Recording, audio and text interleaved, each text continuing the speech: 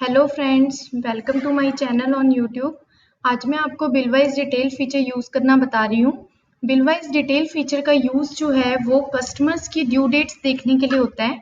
जैसे अगर कंपनी में हमारे पास बहुत सारे कस्टमर्स ऐसे हैं जिनको हम सामान उधार में बेचते हैं और अगर हमें उनको कुछ टाइम पीरियड देना होता है कि इतने दिन के बाद उन्होंने हमें पैसा देना है, तो बहुत सारे कंपनी के कस्टमर्स होते हैं जिनको हम टाइम पीरियड देते हैं कि इतने दिन के बाद हमें कस्टमर से पैसा लेना है। तो उसके लिए हम यहाँ पे बिल वाइज डिटेल का ऑप्शन यूज़ करते हैं। ऐसे ही अगर हमें बहुत सारे हमारे सप्लायर्स होते हैं जिनसे हम सामान लेते हैं और अगर हमें उनको पैसे देने के लिए भी हमें ड्यू डेट मिली होती है कि इतने दिन बाद आपको सामान के पैसे देने हैं, तो उसके लिए भी हम अपने पेबल्स को चेक कर सकते हैं। ठीक है, ऐसे ही हम पेबल्स और रिसीवेबल्स डिटेल्स कस्टमर्स की चेक कर सकते हैं और ऐसे सप्लायर्स की भी चेक कर सकते हैं।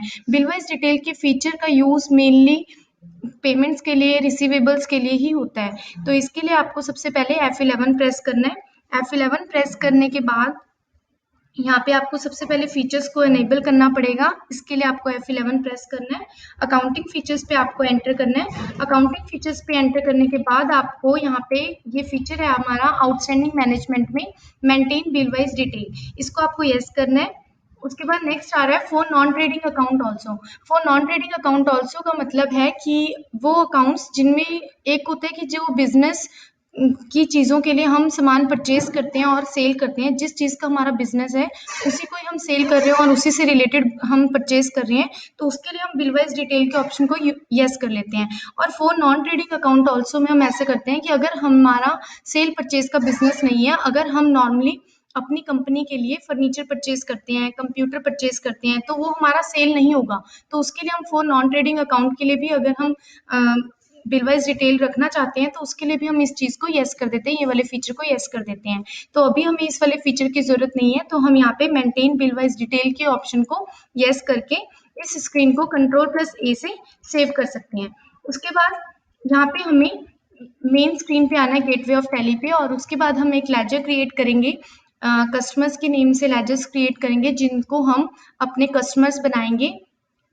यहाँ पे हमें अकाउंट्स इन्फो पे आना है, लेजर्स पे आना है, क्रिएट करना है।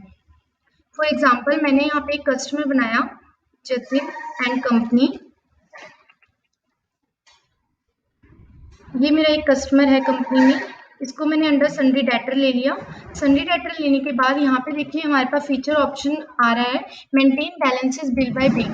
ये जब मैंने फीचर वहाँ पे F11 में यस किया है उसके बाद ही ये फीचर मेरा इनेबल हुआ है। उसके बाद यहाँ पे डिफॉल्ट क्रेडिट पीरियड आ रहा है। डिफॉल्ट क्रेडिट पीरियड में आपको यहाँ पे डेज देने होते हैं कि जतिन एंड कंपनी को मैंने कितने दिन का टाइम दिया है कि वो मुझे इतने दिन के बाद पैसे देगा। तो मैंने यहाँ पे टाइम दे दिया 25 डेज। ठीक है, यहाँ पे आप जितना मर्जी टाइम दे सकते हो, 30 डेज, 35 डेज, जितने मर्जी डेज आप यहाँ पे दे सकते हो। ठीक है, तो यहाँ पे मैंने दे दिया जतिन एंड कंपनी को 25 डेज का टाइम। तो उसके बाद मैं यहाँ पे इस स्क्रीन को अभी सेव कर दूंगी। यहाँ पे 25 डेज देने का मतलब ये है कि 25 दिन के बाद वो मुझे पैसे देगा। ठीक है, अगर मैं किसी भी डेट पे उसको सेल करती हूँ, किसी जतिन एंड कंपनी को मैं किसी भी डेट पे सेल करूँ, उसके 25 डेज के बाद उसकी ड्यू डेट मुझे शो हो जाएगी। ठीक है, यहाँ पे हम कस्टमर का अगर एड्रेस डिटेल देना चाहते हैं तो वो भी हम यहाँ पे दे सकते हैं। तो जैसे मैंने यहाँ पे एड्रेस डिटेल दे दी और उसके बाद आप इसको एक्सेप्ट कर सकते हैं। ठीक है, उसके बाद एक और कस्टमर मैंने बनाया, Neeraj and company. Neeraj and company, इसको भी मैंने अंडर सन्ड्री डेटर दे दिया, maintain balances bill bye bill, इसको भी मैंने यस किया और इसको मैंने 20 डेज का टाइम दे दिया कि आफ्टर सेल 20 डेज के बाद इस कस्टमर ने मुझे पेमेंट करनी है। और यहाँ पे मैंने इसका भी एड्रेस लिख दिया और उसके बाद आपने इस स्क्रीन को सेव कर देना है। अब मैंने 2 कस्टमर्स बनाए अपने जिनको मैं सेल करूंगी। अब देखिए यहाँ पे एंट्री करने के लिए यहाँ पे हम अकाउंटिंग ऑफिस पे आएंगे और यहाँ पे F8 प्रेस करके एंट्री करेंगे। पार्टी अकाउंट नेम में मैंने जतिन एंड कंपनी को सेल करना है, तो यहाँ पे हम ले लेंगे जतिन एंड कंपनी। यहाँ पे इसकी डिस्पैच डिटेल्स आ गई। तो अगर आप इस डिटेल्स में कुछ नहीं लेना चाहते, यहाँ पे देखिए टर्म्स ऑफ पेमेंट में जितना मैंने टाइम दिया था 25 डेज, वो यहाँ पे शो हो रहा है। ठीक है, बाकी जो भी मैंने इसकी डिटेल्स डाली हुई है अपने बायर्स की, वो मेरी सारी डिटेल्स यहाँ पे शो हो रही हैं। ठीक है, उसके बाद आपने इसको पर्टिकुलर्स में यहाँ पे सेल्स लेना है। सेल्स का लेजर अगर आपका नहीं बना हुआ तो प्लस सी करके यहाँ पे सेल्स का लेजर क्रिएट कर लेना है और इसके बाद यहाँ पे एक्सेप्ट कर देंगे। अब यहाँ पे देखिए मैंने यहाँ पे अमाउंट ली कि मैंने 28,000 रुपीज़ की सेल की है और मैं यहाँ पे डेट चेंज कर रही हूँ। यहाँ पे मैंने 5/4 को डेट जो सेल की है जतिन एंड कंपनी को सेल की है, ठीक है। और उसके बाद मैं इस स्क्रीन को एक्सेप्ट कर देती हूँ। यहाँ पे मैंने सेल्स में अमाउंट ले ली 28,000 और उसके बाद यहाँ पे कंट्रोल ए करके इसको सेव कर दिया। ऐसे ही एक बारी और मैंने जतिन एंड कंपनी को सेल की। यहाँ पे मैंने डेट चेंज कर दी, मैंने 15 अप्रैल को इसको दोबारा से सेल की है और पर्टिकुलर्स में यहाँ पे सेल्स ले लिया। यहाँ पे मैंने इसको 15 अप्रैल को 30,000 रुपीज़ की सेल की, ठीक है। तो ऐसे मैंने जतिन एंड कंपनी को 2 बारी सेल कर ली, एक बारी मैंने 5 अप्रैल और एक बारी 15 अप्रैल को मैंने सेल कर ली, ठीक है। ऐसे ही अगर मान लो मैं यहाँ पे नीरज एंड कंपनी को भी दोबारा से सेल करती हूँ तो उसके लिए मेरे को यहाँ पे पर्टिकुलर्स में दोबारा से सेल्स लेना है और यहाँ पे आपने 35,000 अमाउंट लेके इसको एक्सेप्ट कर लेना है, ठीक है। ऐसे मैंने मेरे जो 2 कस्टमर्स मैंने बनाए उनको मैंने अलग अलग डेट्स पे सेल कर दिया।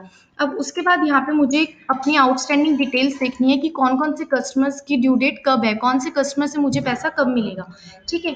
तो आप यहाँ पे डिस्प्ले पे आएंगे, यहाँ पे आपको स्टेटमेंट ऑफ अकाउंट्स पे आना है, आउटस्टैंडिंग्स पे आना है। देखिए यहाँ पे हमारे पास रिसीवेबल्स और पेबल्स आ रहा है। रिसीवेबल्स मतलब जिनसे भी हमें पैसे लेने होंगे वो डिटेल्स हमारी रिसीवेबल्स में आ जाएंगी और पेबल्स अगर हमारे सप्लायर्स हैं और उनको हमने पैसे देने हैं तो उसके लिए हमें ड्यू डेट्स अगर हमने क्रिएट की होंगी तो हमें यहाँ पे पेबल्स में शो हो जाएंगी। तो जैसे मैंने अभी रिसीवेबल्स बनाया, मैंने अपने कस्टमर्स को सेल किया है तो मैं उनसे पैसे लूँगी, मैंने उनकी ड्यू डेट्स चेक करनी है तो उसके लिए मैं यहाँ पे रिसीवेबल्स में आ जाऊँगी। तो देखिए यहाँ पे अलग अलग डेट्स पे मेरे को तीनों डिटेल्स शो हो गई हैं, जतिन एंड कंपनी की 2 डिटेल और एक नीरज एंड कंपनी की, जो मैंने अलग अलग डेट्स पे की हैं, ठीक है। और यहाँ पे देखिए ड्यू ऑन में उसकी अमाउंट भी शो हो रही है, 30 अप्रैल ड्यू ऑन में इनकी डिटेल शो हो रही है, ठीक है। अब यहाँ पर देखिए मैंने जो नॉर्मल एंट्रीज की हैं ये मैंने 30 अप्रैल करके जो इनकी ड्यू डेट आ रही है ऐसे करके हम चेक कर लेंगे कि इस कस्टमर ने हमें इस डेट को पैसे देने हैं, ठीक है। जब जतिन एंड कंपनी से मेरे को 30 अप्रैल को ये अमाउंट रिसीव होगी तो मैं एंट्री रिसिप्ट वाउचर में कर लूँगी। देखिए यहाँ पे 30 अप्रैल को मुझे पता चल गया कि जतिन एंड कंपनी ने मेरे से 5 अप्रैल को सामान सेल मैंने उसको किया था और 30 अप्रैल को उसने मुझे पेमेंट करनी है। तो मैं 30 अप्रैल को अब एंट्री करती हूँ 28,000 की। तो देखिए यहाँ पे हमारे पास अकाउंटिंग वाउचर्स हैं और यहाँ पे मैं ऐप 6 में रिसिप्ट वाउचर पे आके जतिन एंड कंपनी से 30,000 रुपीज़ रिसीव कर लूँगी। और यहाँ पे देखिए हमारे पास मेथड ऑफ एडजस्टमेंट आ जाता है बिल वाइज डिटेल में। तो यहाँ पे देखिए सबसे पहले होता है एडवांस। एडवांस में आपने क्या करना है, अगर हमें कस्टमर से एडवांस पेमेंट मिल रही होती है तो हम एडवांस सेलेक्ट कर लेते हैं। अगेंस्ट रेफरेंस होता है अगर हमें किसी पहले वाले बिल के अगेंस्ट कोई हमें पेमेंट मिल रही है तो उसके लिए हम कर लेते हैं अगेंस्ट रेफरेंस। न्यू रेफरेंस हम तब करते हैं जब हमें कोई अगेंस्ट किसी के अगेंस्ट बिल से हमें पेमेंट नहीं मिल रही होती, एक न्यू पेमेंट मिल रही होती है, बिल नया बिल बन रहा होता है तो उसके लिए हम न्यू रेफरेंस ले लेते हैं। और ऑन अकाउंट हम तब लेते हैं कि जब हमें कोई भी अकाउंट जब हमें कुछ भी नहीं पता होता कि हमने एडवांस में मिली है, पेंडिंग पेमेंट है, तो उसके लिए हम ऑन अकाउंट ले लेते हैं, ठीक है। उसके बाद आपने यहाँ पे अभी जो मुझे ये पेमेंट रिसीव हो रही है वो मुझे किसी बिल के अगेंस्ट रिसीव हो रही है जो 30 अप्रैल को जतिन एंड कंपनी ने मुझे पेमेंट करनी थी। तो मैं यहाँ पे अगेंस्ट रेफरेंस सेलेक्ट करती हूँ। अब देखिए जतिन एंड कंपनी की मेरे को 2 पेंडिंग बिल शो हो रहे हैं कि फर्स्ट बिल जो है वो 5 अप्रैल को है और यहाँ पे 28,000 उसकी अमाउंट है। तो मुझे जो भी पेमेंट रिसीव हो रही है वो 28,000 रिसीव हो रही है फर्स्ट बिल की पेमेंट। तो मैं यहाँ पे ये वाले बिल को ही पिक कर लूँगी। अब देखिए यहाँ पे 30 अप्रैल इसकी ड्यू डेट भी शो कर रहा है, ठीक है। एंटर किया, उसके बाद यहाँ पे आपने 28,000 रुपीज़ पेमेंट रिसीव होती है, यहाँ पे 28,000 आपने लेना है। एंटर करने के बाद अगेंस्ट रेफरेंस में आपने 28,000 लेने के बाद यहाँ पे आपको कैश ले लेना है और यहाँ पे जो एंट्री होगी वो 30 अप्रैल को होगी क्योंकि आपको जो पेमेंट मिलेगी वो 30 अप्रैल को मिलेगी, ठीक है। तो देखिए मैंने ये अगेंस्ट रेफरेंस लेके अपनी जो किसी बिल के अगेंस्ट जो मैंने पेमेंट रिसीव करनी थी वो मैंने ऐसे रिसीव कर ली।